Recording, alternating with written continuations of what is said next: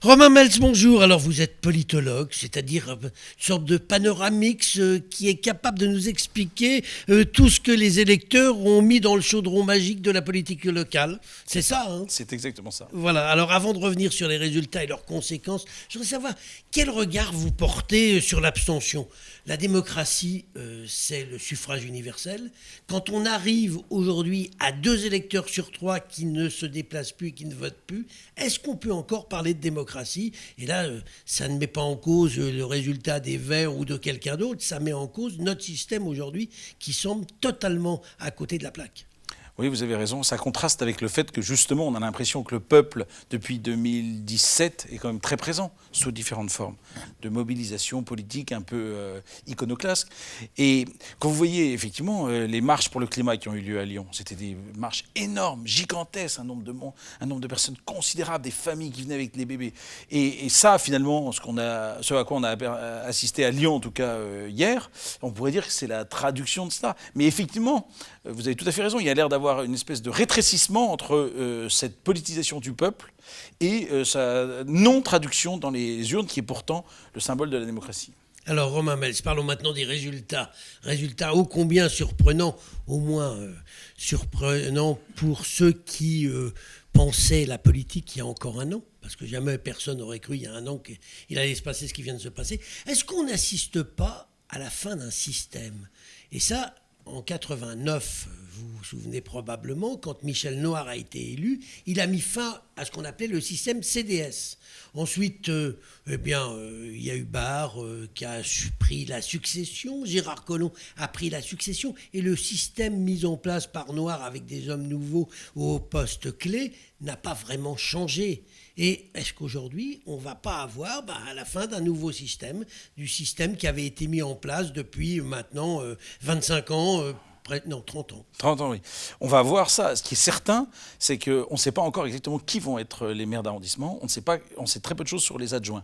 Mais déjà, les 3 adjoints que Grégory Doucet a annoncés, je ne parle même pas de Bruno Bernard, parce que là, on ne sait rien. Et les 3 adjoints, c'était quand même assez surprenant. Nathalie Perrin-Gilbert à la culture, c'était pareil. Qui aurait pensé ça il y a un an ?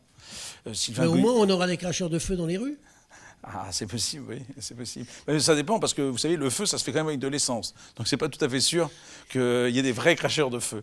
Mais ou Sylvain Godineau, Audrey Enoch, tous ces gens-là, c'est profondément surprenant. Et est-ce que ça va être suffisant pour mettre en place un vrai système de gouvernement ? Ça, je ne le pense pas. Oui, parce que la différence avec Michel Noir en 89, c'est que Michel Noir avait une expérience et il avait autour de lui des Chabert, des Dubernard, l'adjoint aux finances à l'époque, qui étaient des gens d'expérience, qui étaient des gens formés, qui avaient fait de la politique depuis des années. Tandis que là, Grégory Doucet n'a jamais eu le moindre mandat et surtout, il arrive avec des gens qui n'en ont pas eu plus. Tout à fait. Et on ne sait pas ce que ça va donner. Est-ce que vous avez une idée de ce que ça va donner, vous ? Mais alors, c'est tout à fait vrai. Et d'ailleurs, vous voyez, le fait qu'il ait choisi Audrey Enoch et Nathalie Perrin-Gilbert comme 2 premiers adjoints connus, eh bien, c'est justement, je pense, la mesure de ce que vous venez de dire. Et je pense qu'il se rend compte du risque énorme qu'il prend en débarquant comme ça, avec des gens qui sont totalement extérieurs au monde politique, lui-même en fait partie, et donc il essaye, en tout cas au début, de prendre des gens qui connaissent un peu le système, parce que Audrey Enoch, quand même, c'était un haut fonctionnaire territorial qui connaît quand même très, très bien le système territorial. Et puis Nathalie Perrin-Gilbert, on ne va pas revenir sur ça. Dites-moi une chose, quand on regarde ce qui s'est passé il y a un an à peu près, on constate que Grégory Doucet, il a été propulsé à ce poste de candidat par une poignée de personnes. Je ne sais plus, vous aviez suivi cette élection, il était opposé à l'époque à Bruno Charles et à Étienne Tête. Étienne Tête avait fait un score totalement ridicule. Oui. Bruno Charles, qui était en poste depuis des années, n'a pas existé. Non. Mais ils n'ont pas existé face à quelques dizaines, un peu plus d'une centaine de votants, c'est-à-dire rien. Grégory Doucet, il est élu aujourd'hui maire de Lyon par une poignée de copains. Je caricature, mais c'est un peu ça. C'est lui qui avait réussi à mobiliser dans ses électeurs, dans ses votants de primaires organisés chez eux, plus de gens qu'un Bruno Charles qui pourtant était là depuis 15 ans et aurait pu se faire lui-même un vrai pôle de stabilité. Il ne l'a pas fait. Non, il ne l'a pas fait. Mais c'est ce que je vous disais tout à l'heure, ce qui est extrêmement surprenant, c'est l'incroyable largeur de cette base de départ qui sont les marches pour le climat, des dizaines de milliers de personnes. Et tout ça, à la fin, va redonner un système politique qui va fonctionner avec effectivement... Parce que hier, quand vous voyez, il y a à la fois beaucoup de joie chez tous ces militants verts, mais en même temps, on voit bien que la ferveur populaire n'existe pas. C'est donc des gens qui sont au-delà du cercle vert, parce que comme vous l'avez tout à fait dit, le cercle vert, c'était Étienne Tête et Bruno Charles. Ça n'a pas pesé face à quelques dizaines de gens qui venaient d'ailleurs, de Changer Lyon, du mouvement qu'il avait initié, Changer Lyon. Mais tout ça, pour l'instant, n'a pas du tout embrayé sur une mobilisation qui serait vraiment démocratique. Donc ça, c'est quand même un incroyable enjeu pour eux, arriver à connecter aux gens, aux vrais gens. Romain Meltz, on vient de parler de la mairie de Lyon, beaucoup. On n'a pas encore parlé de la métropole.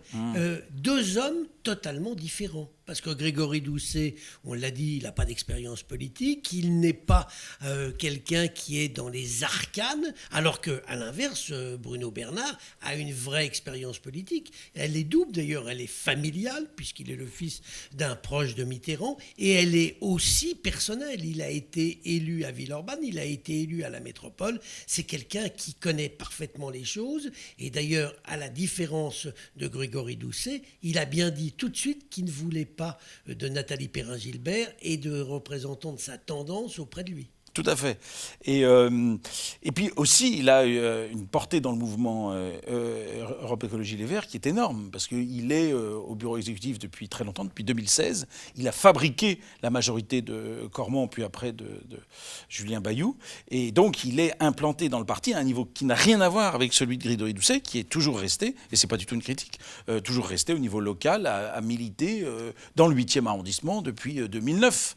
Et donc, c'est vrai, c'est deux cultures complètement différentes qui vont s'opposer, et deux cultures politiques qui vont s'opposer. Et effectivement, là, évidemment, si ça ne fonctionne pas bien entre eux, ça va être un drame, comme a été un drame la fin du système Collomb contre Kim Feld, avec cette piétonisation contre la végétalisation, tout ça dans les mêmes rues, alors qu'il y avait de la métropole et la ville dont il fallait s'occuper, quoi. Et vous craignez que ça soit le cas Vous faites un pronostic ? Non, je ne fais pas de pronostic parce qu'il y a tellement d'autres variables que leur personnalité. Mais la question, c'est est-ce qu'ils vont savoir constituer là, maintenant, des équipes administratives, c'est-à-dire leur cabinet, hein, et puis les têtes des services, et des équipes politiques, c'est-à-dire les têtes de liste, qui vont fonctionner harmonieusement pour aller là où ils voudraient aller. Mais j'espère qu'ils savent où ils veulent aller. Eh bien, on verra ça. On Je verra. pense qu'on aura l'occasion d'en reparler puisqu'ils ne sont pas encore installés. C'est dans quelques jours que l'un et l'autre seront élus maire et président. Romain Meltz, je vous remercie. Merci à vous.